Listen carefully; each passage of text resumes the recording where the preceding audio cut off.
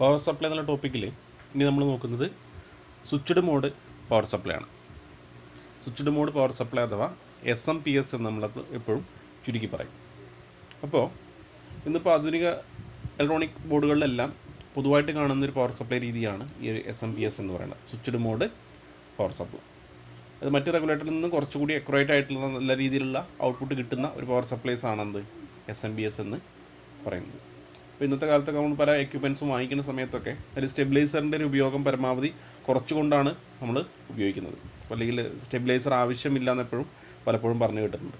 അപ്പോൾ ആ ഒരു സ്റ്റെബിലൈസറിന് പകരമായിട്ട് അല്ലെങ്കിൽ ആ ഒരു സ്റ്റെബിലൈസറിനേക്കാളും കുറച്ചുകൂടി മോഡിഫൈ ചെയ്ത രൂപത്തിലുള്ള പവർ സപ്ലൈയാണ് ഇതിൽ ഉപയോഗിക്കുന്നത്. ഇത്തരം ഉപകരണങ്ങളെല്ലാം ഉപയോഗിക്കുന്നുണ്ടായിരിക്കും. അപ്പോൾ ഒരു സ്വിച്ചിങ് മോഡിൽ അല്ലെങ്കിൽ സ്വിച്ചിങ് ഫ്രീക്വൻസിയിൽ പ്രവർത്തിക്കുന്ന അല്ലെങ്കിൽ ആ സ്വിച്ചിങ് ഫ്രീക്വൻസിയിൽ റെഗുലേഷൻ രീതി നടത്തുന്ന പവർ സപ്ലൈ ആണെന്ത് SMPS എന്ന് പറയുന്നത്. അതിൽ ജസ്റ്റ് അതിൻ്റെ ബേസിക് ആയിട്ട് 2-3 പോയിൻറ്റ്സ് നമ്മൾ നോക്കുകയാണെങ്കിൽ സ്വിച്ച്ഡ് മോഡിലാണ് SMPS എന്ന് പറയുമ്പോൾ സ്വിച്ച്ഡ് മോഡാണ് എന്ത് വർക്ക് ചെയ്യുക. ഇലക്ട്രോണിക് പവർ സ്വിച്ചിങ് വിത്ത് റെഗുലേറ്ററാണ്. ഇലക്ട്രോണിക് പവർ സപ്ലൈ വിത്ത് സ്വിച്ചിങ് റെഗുലേറ്റർ ആയിട്ടാണ് ഇത് SMPSൻ്റെ പ്രവർത്തന രീതി. അതായത് സ്വിച്ചിങ് റെഗുലേറ്റർ എന്ന് പറഞ്ഞു കഴിഞ്ഞാൽ അവിടെ ആ സ്വിച്ചിങ് രീതിയാണ് അതിൻ്റെ പ്രധാനമായിട്ടുള്ള റെഗുലേഷൻ മെത്തേഡ് എന്നതിൽ പറയുന്നത്. പിന്നെ power stands for switched mode power supply. അതിൻ്റെ പറയുന്ന പേര് SMPSൻ്റെ സ്വിച്ച്ഡ് മോഡ് പവർ സപ്ലൈ എന്നാണ് പറയുന്നത്. 230 വോൾട്ട് മുതൽ അതിനെന്ത് ചെയ്യാൻ പറ്റും, 230 വോൾട്ട് ഇൻപുട്ട് കിട്ടിക്കഴിഞ്ഞാൽ അതിനെ പല രീതിയിൽ നമുക്ക് എന്ത് ചെയ്യാൻ പറ്റും, കൺവേർട്ട് ചെയ്തിട്ട് ഉപയോഗിക്കാം. അതായത് നമ്മൾ ഇന്നലെ പറഞ്ഞ ഡ്യുവൽ പവർ സപ്ലൈയുടെ ഔട്ട്പുട്ട് കിട്ടുന്നത് പോലെയുള്ള ഔട്ട്പുട്ടുകൾ വരെ, അത് +5 വോൾട്ട്, -5 വോൾട്ട്, +12, -12, അങ്ങനെ പോസിറ്റീവ് നെഗറ്റീവ് വോൾട്ടുകളെ പ്രത്യേകമായിട്ട് എന്ത് ചെയ്യാൻ പറ്റും, കൺവേർട്ട് ചെയ്യാൻ പറ്റുന്നൊരു പവർ സപ്ലൈ കൂടിയാണ്. അതുപോലെ തന്നെ ഒരു 10 മുതൽ 100 കിലോ ഹെർട്സ് വരെയൊക്കെയുള്ള സ്വിച്ചിങ് ഫ്രീക്വൻസിയിലാണ് എന്ത് ചെയ്യുന്നത്, അത് പ്രവർത്തിക്കുന്നത്. അതിന് പിന്നീട് എന്ത് ചെയ്യുന്നു, നമുക്ക് ആവശ്യമായ രീതിയിൽ സ്റ്റെപ്പ് ഡൗൺ നടത്തിയിട്ടും ഉപയോഗിക്കാൻ പറ്റും. ഒരു ഫീഡ്ബാക്ക് മെക്കാനിസം രീതിയിലാണ് അതിൻ്റെ ബേസിക് ആയിട്ടുള്ളൊരു വർക്കിംഗ് രീതി വരുന്നത്. ഇതിൻ്റെ ബേസിക്കലി നമുക്ക് പറയുമ്പോൾ ഒരു DC to DC power supply എന്നാണ് പറയുക. DC to DC, അതായത് നമ്മൾ കൊടുക്കുന്ന സിഗ്നലിനെ, നമ്മൾ കൊടുക്കുന്ന AC സിഗ്നൽ ആദ്യം എന്താക്കി മാറ്റും, DC സിഗ്നലാക്കിയിട്ട് മാറ്റും. അതിന് ശേഷം പിന്നെ എന്ത് ചെയ്യുന്നു, അതിനെ വീണ്ടും ഒരു സ്വിച്ചിങ് ഫ്രീക്വൻസിയിലേക്കായി കൺവേർട്ട് ചെയ്യുകയും ആ സ്വിച്ചിങ് ഫ്രീക്വൻസിയിൽ നിന്ന് കിട്ടുന്ന സിഗ്നൽ നമ്മൾ ആവശ്യമായ രീതിയിൽ വോൾട്ടേജിനെ ഡിവൈഡ് ചെയ്തിട്ട് വീണ്ടും DC ആയിട്ട് കൺവേർട്ട് ചെയ്യുന്ന രീതിയിലാണ് SMPS വർക്ക് ചെയ്യുന്നത്. ഇവിടെ എൻ്റെ ബേസിക് ആയിട്ടുള്ളൊരു ബ്ലോക്ക് ഡയഗ്രാം കൊടുത്തിട്ടുണ്ട്. ഒരു SMPSൻ്റെ ബേസിക് ബ്ലോക്ക് ഡയഗ്രാമാണത്. അപ്പോൾ ബ്ലോക്ക് ഡയഗ്രാം അതിന് നോക്കി നോക്കും. അപ്പോൾ അതിൽ ഇൻപുട്ട് AC വരുന്ന സെക്ഷൻ, ഇൻപുട്ട് AC, പിന്നെ rectifier and filter circuit, high frequency സ്വിച്ചിങ്ങിൻ്റെ ഭാഗം, പവർ ട്രാൻസ്ഫോമർ, പിന്നെ അതിനുശേഷം വീണ്ടും എന്ത് ചെയ്യുന്ന ഔട്ട്പുട്ടിലൊരു റെക്ടിഫയർ ആൻഡ് ഫിൽട്ടർ. അതിനോടൊപ്പം തന്നെ അതിനെ കൺട്രോൾ ചെയ്യാനുള്ളൊരു സർക്യൂട്ടും കൂടി ഉണ്ട്. അപ്പോൾ ഇതിൽ ബേസിക്കലി നടക്കുന്ന വർക്കിംഗ് എങ്ങനെയാണെന്നുള്ളത് വെച്ച് നമുക്ക് നോക്കുമ്പോൾ അത് ഇൻപുട്ട് AC സിഗ്നൽ വരുന്നു. ആ AC സിഗ്നലിനെ എന്ത് ചെയ്യുന്നു, റെക്ടിഫയറും ഫിൽറ്ററും കൂടി പ്യുവർ DC ആക്കിയിട്ട് മാറ്റും. അതിനുശേഷം അതിന് നേരെ കൊടുക്കുന്നത് എങ്ങോട്ടാണ്, ഒരു ഹൈ ഫ്രീക്വൻസി സ്വിച്ചിങ് സർക്യൂട്ടിലേക്ക് എത്തിക്കുന്നു. അപ്പോൾ ഈ സ്വിച്ചിങ് ഫ്രീക്വൻസിയിലാണ് പിന്നെ എന്ത് വർക്ക് ചെയ്യുന്നത്, ഈ ഒരു പവർ ട്രാൻസ്ഫോമർ വർക്ക് ചെയ്യുന്നത്. അതാണ് അതിൻ്റെ ഒരു പ്രത്യേകത എന്ന് പറയുന്നത്. SM ട്രാൻസ്ഫോമർ എന്ന് പറയുമ്പോൾ അല്ലെങ്കിൽ SMPSൽ ഉപയോഗിക്കുന്ന ട്രാൻസ്ഫോമർ എന്ന് പറയുമ്പോൾ അത് സാധാരണ എന്തിൽ വർക്ക് ചെയ്യില്ല, 50 ഹെർട്സ് AC സിഗ്നലിൽ വർക്ക് ചെയ്യില്ല. അപ്പോൾ ആ ഒരു ട്രാൻസ്ഫോമറിനെ വർക്ക് ചെയ്യാൻ ആവശ്യമായിട്ടൊരു സ്വിച്ചിങ് ഫ്രീക്വൻസിയാണ് ഇവിടെ ഉണ്ടാക്കുന്നത്. ഈ കൺട്രോൾ സർക്യൂട്ട് അതുപോലെ തന്നെ ഹൈ ഫ്രീക്വൻസി സ്വിച്ചിങ് സർക്യൂട്ട് അതിൽ വെച്ചിട്ട് ഉണ്ടാക്കുന്നത്. അപ്പോൾ അങ്ങനെ ആ നമ്മൾ റെക്ടിഫയറിൻ്റെ ഔട്ടിൽ കിട്ടുന്ന DC വെച്ചിട്ട് എന്ത് ചെയ്യുന്നു, അവിടെ ഹൈ ഫ്രീക്വൻസിയിലൊരു സ്വിച്ചിങ് നടത്തും. ഏകദേശം 15 കിലോ ഹെർട്സോളമാണ് എന്ത് വരിക, ആ ഒരു ഫ്രീക്വൻസി എന്ന് പറയുന്നത്. 15 കിലോ ഹെർട്സോളം ആ ഒരു ഫ്രീക്വൻസി വരും. അത് ഇൻപുട്ട് വോൾട്ടേജ് കൂടിക്കഴിഞ്ഞാലും കുറഞ്ഞു കഴിഞ്ഞാലും ഇവിടെ ഉൽപ്പാദിപ്പിക്കുന്ന ഈ ഒരു സ്വിച്ചിങ് ഫ്രീക്വൻസി പറയുന്നത് എപ്പോഴും എത്ര ഉണ്ടായിരിക്കും, 15 കിലോ ഹെർട്സ് ഉണ്ടായിരിക്കും. അതാണ് അതിൻ്റെ പ്രധാന പോയിൻ്റ് എന്ന് പറയുന്നത്. അതായത് ഇൻപുട്ട് വോൾട്ടേജ് ഇപ്പോൾ ഒരു 90 വോൾട്ടായി കഴിഞ്ഞാലും അതല്ലെങ്കിൽ 200 വോൾട്ടായി കഴിഞ്ഞാലും ഈ ഒരു സ്വിച്ചിങ് ഫ്രീക്വൻസി എന്ന് പറയുന്നത് എത്രയായിരിക്കും, 15 കിലോ ഹെർട്സ് ആയിരിക്കും. അപ്പോൾ ഇത് 15 കിലോ ഹെർട്സ് ആയിരിക്കണം. അത്രയും കാലത്തോളം എന്ത് സംഭവിക്കും, ഈ പവർ ട്രാൻസ്ഫോമർ ആ ഫ്രീക്വൻസിയിൽ വർക്ക് ചെയ്യുകയും പവർ ട്രാൻസ്ഫോമറിൻ്റെ ഔട്ട്പുട്ടിൽ നമുക്ക് എന്ത് ചെയ്യാം, എത്ര വോൾട്ടുകളാണോ നമുക്ക് വേണ്ടത് ആ വോൾട്ടുകളെ അതേപോലെ എന്ത് ചെയ്യാൻ പറ്റും, ഡിവൈഡ് ചെയ്തെടുക്കാനും സാധിക്കും. അപ്പോൾ അങ്ങനെ അതാണ് എൻ്റെ ബേസിക്കലി എൻ്റെ ഒരു വർക്കിംഗ് എന്ന് പറയണം. അതിനുശേഷം പിന്നെ എന്ത് ചെയ്യുന്നു, അപ്പോൾ ഈ പവർ ട്രാൻസ്ഫോമറിൻ്റെ ഔട്ട്പുട്ടിൽ പിന്നെ എന്താണ് കിട്ടിയിട്ടുണ്ടായിരിക്കുക, ഇവിടെ നമുക്ക് ആവശ്യമായിട്ടുള്ള രീതിയിലുള്ള ഡിവൈഡ് ചെയ്ത വോൾട്ടായിരിക്കും കിട്ടിയിട്ടുണ്ടായിരിക്കുക. ആ വോൾട്ടിനെ വീണ്ടും പിന്നെ എന്ത് ചെയ്യുന്നു, റെക്ടിഫയർ ആൻഡ് ഫിൽട്ടർ സർക്യൂട്ട് ഉപയോഗിച്ചിട്ട് വീണ്ടും ഡി സി ആക്കി മാറ്റും. നമുക്ക് ഔട്ട്പുട്ടിലേക്ക് കിട്ടുകയും ചെയ്യും. ഇപ്പോൾ ഡി സി ആയിട്ട് ഔട്ട്പുട്ടിൽ കിട്ടുകയും ചെയ്യും. പിന്നെ അതിനുശേഷം ഇതൊരു കൺട്രോളിംഗ് സർക്യൂട്ടായിട്ട് ഒരു ഫീഡ്ബാക്ക് മെത്തേഡ് വർക്ക് ചെയ്യുന്നതുകൊണ്ടാണ് ഇവിടെ കൺട്രോളിംഗ് സർക്യൂട്ട് പറഞ്ഞിട്ട് കൊടുത്തിട്ടുള്ളത്. ഔട്ട്പുട്ട് വോൾട്ടേജിൽ വേരിയേഷൻസ് വരുന്നുണ്ടെങ്കിൽ അത് മനസ്സിലാക്കിയിട്ട് എന്ത് ചെയ്യുന്നു, അതിനനുസരിച്ചിട്ടും കൂടി ഈ സ്വിച്ചിങ് ഫ്രീക്വൻസിയോടെ വർക്ക് ചെയ്യും.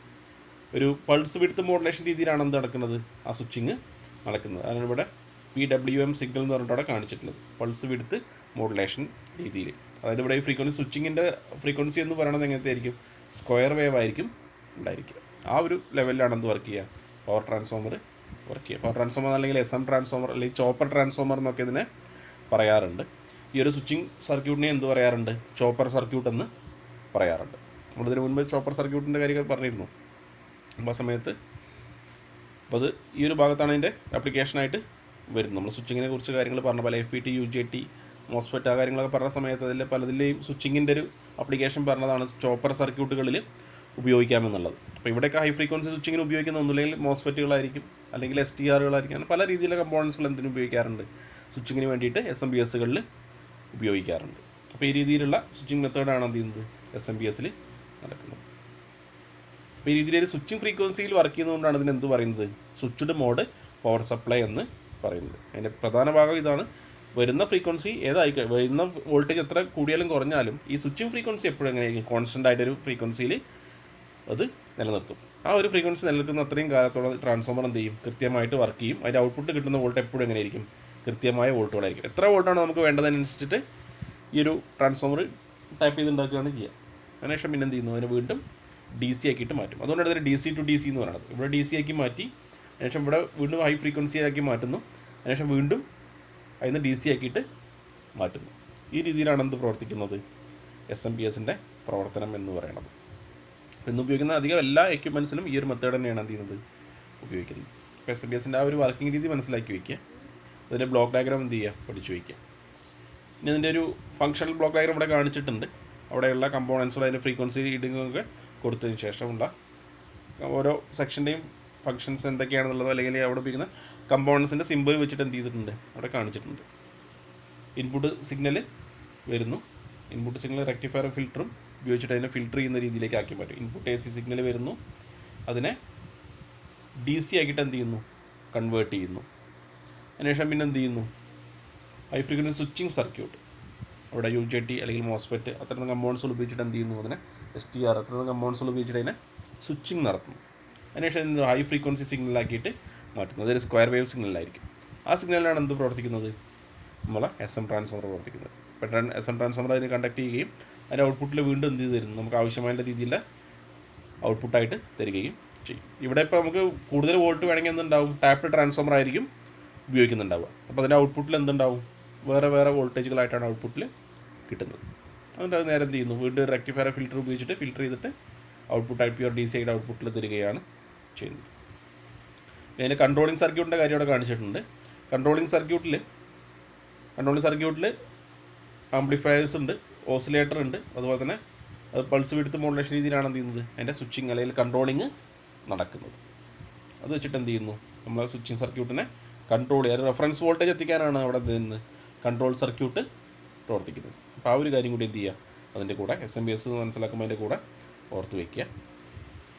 പിന്നീട് അതിൻ്റെ ഒരു ബേസിക് ആയിട്ടുള്ള SMPSൻ്റെ സർക്യൂട്ട് എന്ന് പറയുമ്പോൾ കുറച്ച് വിപുലമായിട്ടുള്ള സർക്യൂട്ടാണ്, കോംപ്ലിക്കേറ്റഡ് ആയിട്ട് കുറച്ച് കൂടുതൽ മറ്റതിനെ അപേക്ഷിച്ച് കുറച്ച് വലിയ സർക്യൂട്ടായിരിക്കും ഉണ്ടാവുക. അപ്പോൾ അതിൻ്റെ ഒരു സിമ്പിൾ സർക്യൂട്ട് ഇവിടെ കാണിച്ചിട്ടുണ്ട്. SMPSൻ്റെ ഏറ്റവും ബേസിക്കായിട്ട് നമുക്ക് പറയാൻ പറ്റുന്ന ഒരു 12 വോൾട്ട് സപ്ലൈയുടെ സർക്യൂട്ടാണ് ഇവിടെ കാണിച്ചിട്ടുള്ളത്. അപ്പോൾ ഇതിൽ നമ്മൾ സെക്ഷൻസ് നോക്കുകയാണെങ്കിൽ അപ്പോൾ നമുക്കറിയാം ഇത് റെക്ടിഫയർ ആണ്, റെക്ടിഫയർ സെക്ഷൻ. ഇവിടെ പിന്നെ ഇത്രയും ഭാഗം പിന്നെ സ്വിച്ചിങ് ആൻഡ് കൺട്രോളിങ്ങിൻ്റെ സെക്ഷൻ വരുന്നു. ഇത് SM ട്രാൻസ്ഫോമർ. അതിനുശേഷം വീണ്ടും ആ ട്രാൻസ്ഫോമർ ഔട്ട്പുട്ട് കിട്ടുന്ന സിഗ്നൽ നമുക്ക് വീണ്ടും DC ആക്കി മാറ്റാൻ വേണ്ടിയിട്ടുള്ള ഡയോഡുകൾ, വീണ്ടും ഔട്ട്പുട്ടിലൊരു ഫിൽറ്റർ കപ്പാസിറ്റർ, അങ്ങനെ 12 വോൾട്ട് DC ഔട്ട്പുട്ട് കിട്ടുന്ന മെത്തേഡിലുള്ളൊരു ചെറിയൊരു പവർ സപ്ലൈ രീതിയാണ് എന്ത് ചെയ്തിട്ടുള്ളത്, ഇവിടെ കാണിച്ചിട്ടുള്ളത്. ഒരു പവർ സപ്ലൈയുടെ SMPS പവർ സപ്ലൈയുടെ ബേസിക് ആയിട്ടുള്ളൊരു സർക്യൂട്ട് ഡയഗ്രാമാണ് ഇതിൽ കാണിച്ചിട്ടുള്ളത്. ഇപ്പോൾ ഇൻപുട്ട് സിഗ്നൽ വരുന്ന സെക്ഷൻ റെക്ടിഫയർ അതിനെ റെക്ടിഫൈ ചെയ്തിട്ട് ഫിൽറ്റർ ചെയ്യുന്നു. പിന്നെ സ്വിച്ചിങ് ഈ ഭാഗത്ത് വെച്ചിട്ട് എന്ത് ചെയ്യുന്നു നടത്തും. അപ്പോൾ നമുക്ക് ഔട്ട്പുട്ടിൽ എപ്പോഴും എത്ര കിട്ടും? 12 വോൾട്ട് കൃത്യമായിട്ട് കിട്ടും. അത് ഇൻപുട്ട് കൂടി കഴിഞ്ഞാലും കുറഞ്ഞു കഴിഞ്ഞാലും എന്തുണ്ടാവില്ല, ഈ സ്വിച്ചിങ് ഫ്രീക്വൻസി എപ്പോഴും കൃത്യമായിരിക്കും. അതിൻ്റെ ഫലമായിട്ട് ഔട്ട്പുട്ടായിട്ടും കൃത്യമായിട്ട് കിട്ടും. അപ്പോൾ ഇവിടെ നിന്ന് വായിക്കാൻ കിട്ടുന്നൊരു SMPS ബോർഡിൻ്റെ ബേസിക് ആയിട്ടുള്ളൊരു PCB ഇവിടെ കാണിച്ചിട്ടുണ്ട്. അപ്പോൾ PCB ജസ്റ്റ് അതിൻ്റെ ഒരു സ്ട്രക്ചർ മനസ്സിലാൻ വേണ്ടി മാത്രമായിട്ട് ഇവിടെ കൊടുത്തതാണ്.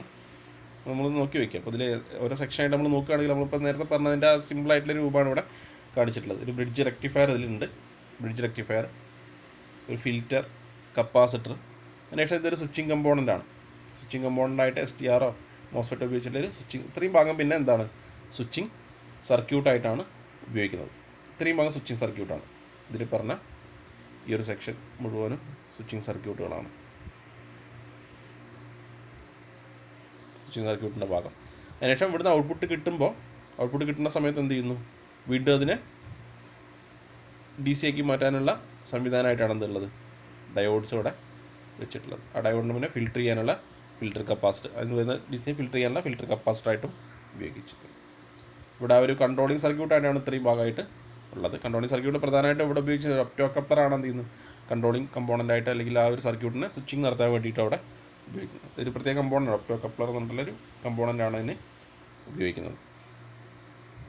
ഈ രീതിയിൽ SMPS സർക്യൂട്ടുകൾ എന്ത് ചെയ്യുന്നു, പവർ സപ്ലൈകളിൽ ധാരാളമായിട്ട്, അല്ലെങ്കിൽ ധാരാളമായിട്ടൊന്നല്ല, ആധുനികമായിട്ടുള്ള ഇലക്ട്രോണിക് ഡിവൈസുകളിലൊക്കെ കൂടുതലായിട്ട് ഉപയോഗിക്കുന്ന പവർ സപ്ലൈ എന്ത് തന്നെയാണ്, ഈ പറഞ്ഞ SMPS സർക്യൂട്ട് തന്നെ ആണ്. അപ്പോൾ SMPS എന്ത് ചെയ്യുക, നമ്മൾ ഓർത്ത് വയ്ക്കുക.